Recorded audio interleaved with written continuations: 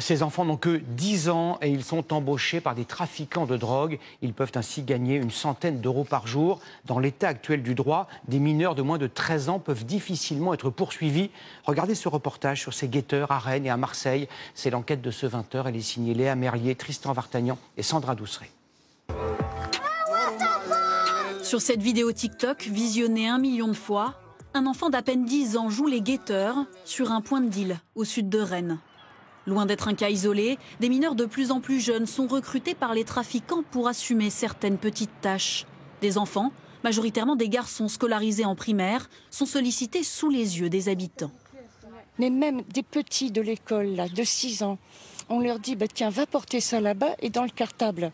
Et on leur donne 1 euro. Je ne sais pas ce qu'ils leur donnent. C'est plus facile pour cacher le trafic, quoi, à mon avis. Et même, c'est plus facile à recruter. Ça doit coûter moins cher, j'imagine. À Rennes, la police observe un rajeunissement des recrues sur les points de deal.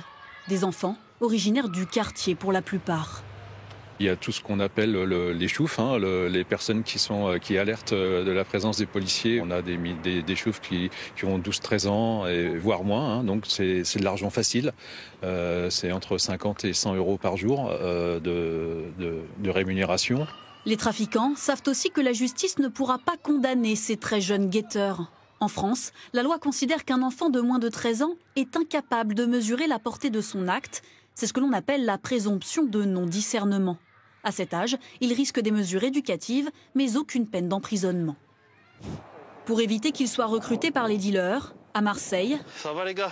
Mohamed Ben Medour, médiateur, arpente quotidiennement les quartiers difficiles de la ville pour sensibiliser les plus jeunes aux dangers du trafic. On vient de te proposer 150 euros la journée. Tes parents, je sais qu'ils ne gagnent pas des masses. C'est sûr que c'est tentant. Mais après, il faut voir le risque qu'il y a derrière. De se prendre une balle ou de se faire arrêter, quand tu fais le ratio de tout ça.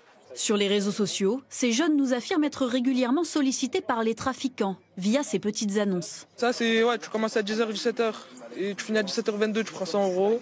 Tu fais 22h30 à 3h10, tu prends 100 euros. Si eux nous assurent ne pas s'être laissés tenter, le médiateur le sait, à cet âge, les adolescents peuvent rapidement être influencés. Ce qui les fascine, c'est d'avoir ce statut social, d'avoir un statut dans la société, même si c'est un statut qui est négatif. Mais quand on est patron de réseau, on reste quand même un cadre à leurs yeux, comme si on était cadre dans une grande société. Une fois pris dans l'engrenage du trafic de drogue, ces petites mains se retrouvent aussi en première ligne des guerres de territoire entre bandes rivales. L'année dernière, 47 mineurs ont été tués ou blessés lors de règlements de compte.